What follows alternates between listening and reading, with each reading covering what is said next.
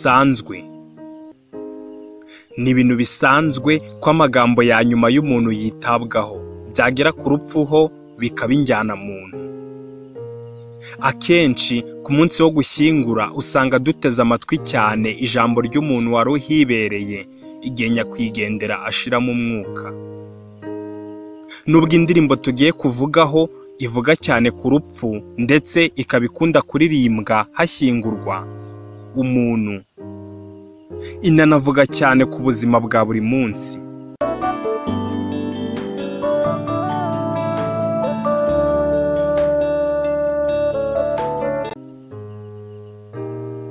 Iyi ndirimbo ni isengesho ry'umuntu ubona ko ubufasha bw'abandi bwananiwe kumutabara. Uyu muntu akaba abona ko nta wundi murengezi asigaranye uretse Imana. Muri uwo mwijima w'ibibazo, muri ako kayubi ko kugotwa n'ababisha, urupfu rumugera imbori, bagenzi be bakaba bamusize, akaba asigaye ari wenyine, kandi ibyo yari atunze byose bikaba byapfuye. Ubutunzi bwashize, ibihe byamuhindukiyeho, no muri icyo gihe abakiringiye ko Imana igumana nawe ikamuyobora agatsinda amoshya, bityo akizera ko nagumana n'Imana ibyari ishavu bizahinduka umunezero, yewe ko naho yapfa yizeye umuzuko, aho imbori z'urupfu zizashira. Mbega ibyiringiro! Indirimbo Ungumane yakunzwe kuva kera cyane, nko mu myaka 150 ishize.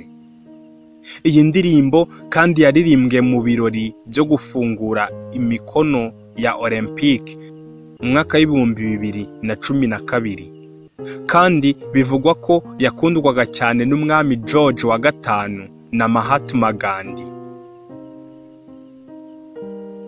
Abarokotse impanuka y'ubwato bwa Titanic bavuze ko igihe bwarohamaga itsinda ry'abanyamuziki barimo baririmba iyi ndirimbo. Iyi ndirimbo kandi yaririmbwe mu bukwe bw'umwami George wa gatandatu ashyingiranwa n'umwamikazi Elizabeth wa kabiri. Iyi ndirimbo yagiye iririmbwa mu birori byinshi, kandi burya ikunze kuririmbwa cyane iyo bari gushyingura. Indirimbo Ungumane ni igisigo cyanditswe na Henry Francis Wright, maze gishyirwa mu manota cyangwa mu njyana n'umunyamuziki uzwi cyane William Henry Monk, ikaba mu gitabo cy'indirimbo zo guhimbaza Imana, akaba ari iya 29. Henry Francis Wright yavukiye i Denham, bugufi bwa Kelso muri Ecosse cyangwa se Scotland. Yavutse tariki ya 1 z'ukwa gatandatu mu mwaka w'1793, apfira i Nice mu Bufaransa tariki ya 20 z'ukwa 11 mu mwaka w'1847. Henry Francis Wright ni umuhungu wa kabiri wa Thomas na Anna Marie Wright. Se wa Wright yari umurobyi, kandi yapfuye amaze gusa n'uzigamira abana be, dore ko bari bageze igihe cyo kwiga mu mashuri yisumbuye.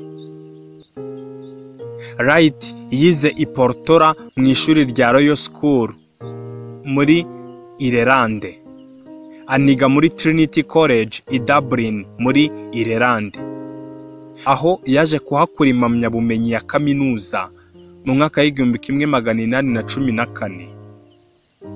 Kuva no mu bwana bwe, Henry Francis Wright yagaragazaga ko ari umusizi ukomeye, kuko yaje no kujya yandika ibisigo bisingiza Imana ndetse n'indirimbo zitandukanye. Icyakora ku mpera y'ubuzima bwe nibwo yanditse indirimbo yaje kumuhindura ikirangirire yitwa Ungumane.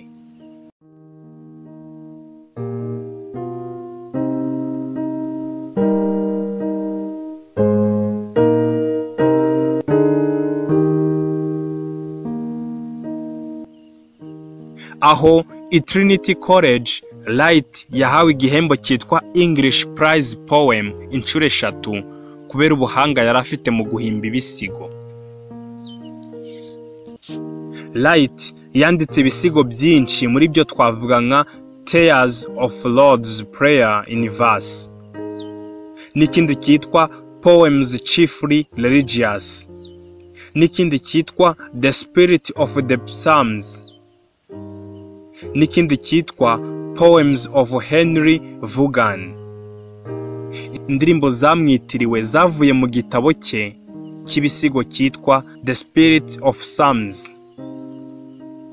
Izina iyi ndirimbo yiswe Ungumane ko bugiye kwira ryagaragaye bwa mbere mu gitabo cy'indirimbo cyo mu mwaka w'1861, wenda bivuye ku muziki wakozwe na William Henry Monk ubwo bibukaga Wright.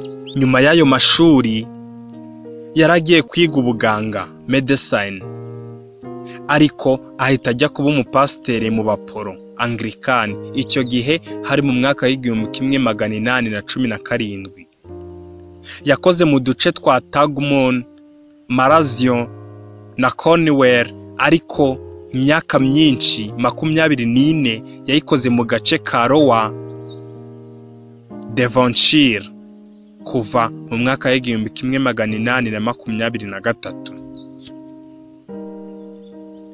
Henry Francis Wright yari umupasiteri w'umuporo Anglican clergyman, kandi hafi 1/2 cy'ubuzima bwe yakimaze ayobora itorero rya Brigham, agace kari mu mujyi ukungahajwe n'uburobyi wa Devonshire mu majyepfo y'Iburengerazuba bw'igihugu cy'Ubwongereza.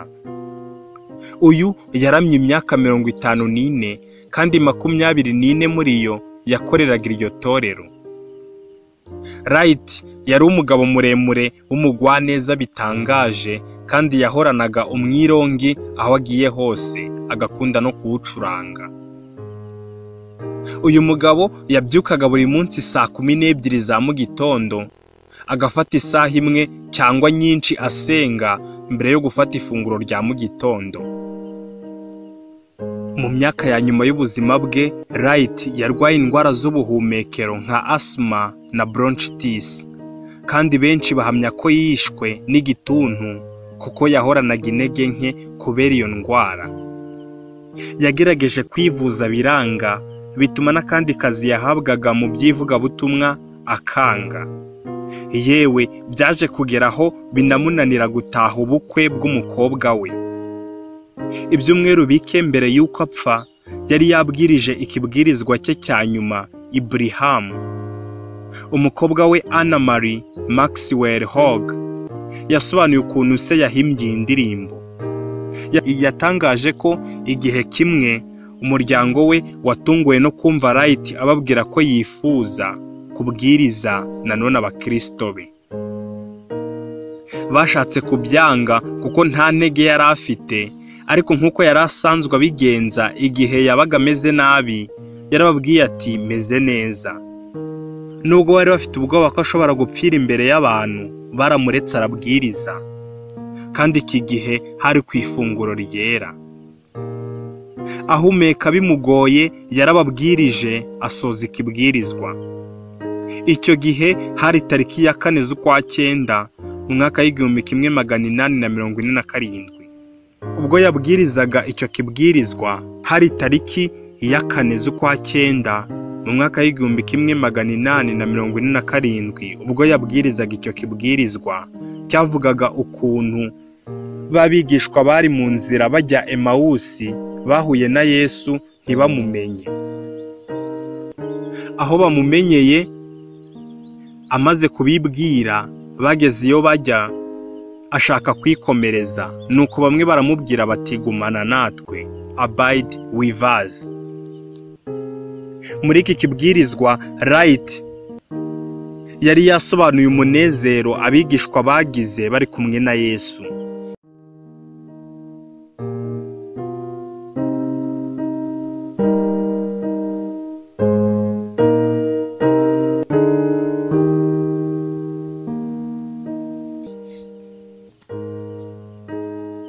Iki kibwirizwa cyari kikiri mu ntekerezo za Wright uwo munsi nyuma ya saa 6, ubwo yavaga iwe yerekeje ku nkombe z'inyanja, aho inganzo yaziye agahita ahimba igisigo cyarimo isengesho risaba Yesu kubana nawe muri iryo joro yarimo. Byashoboka ko muri ayo masaha ya nyuma ya saa sita ubwo yatemberaga ku musenyi yumvaga urupfu rumubungamo. Byanze bikunze yumvaga ubuzima buri kumucika, niko kwandika iki gisigo. Umuganga yabwiye Wright ko arwaye indwara ikomeye y'igituntu. Ari gutembera rero ku musenyi w'inyanja ya Mediterane yibaza ku bijyanye n'imperuka y'ubuzima bwe, nibwo yahimbye iyi ndirimbo. Ageze iwe nijoro, Wright yanditse imikarago 8 anayishyira mu majwi, ariko iyo njyana yarazimiye. Ntabwo kandi Wright yigeze arabukwa izuba ryo mu Butaliyani aho yari agiye ahunze ubukonje, agiye mu biruhuko kuko yapfiriye mu nzira ajyayo. Icyo gihe yari ageze kuri hoteli ya French Riviera i Nice mu Bufaransa, hari tariki ya 20 z'ukwa 11 mu mwaka w'1847. Hashize ibyumweru bike ahimbye iyo ndirimbo imbere y'umugore we Anne, nibwo yapfuye. Igihe yapfaga yazamuye amaboko ayatunga mu ijuru agira ati amahoro, ibyishimo. Bigaragaza ukuntu yapfuye yizeye cya gitondo cy'umuzuko. Indirimbo Ungumane yumvikanisha umuntu uri mu mwijima wenda gupfa, akaba ari gusaba Imana kumuguma hafi ngo yezwe nayo mbere y'uko apfa. No mu buzima bwacu bwa buri munsi, iyi ndirimbo irarikira Imana kubana natwe mu birushya.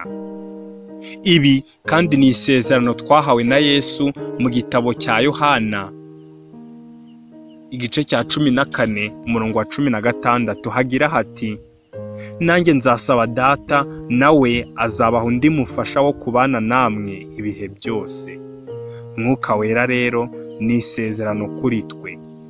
Aya ni amateka y'indirimbo ya 29 mu ndirimbo zo guhimbaza Imana.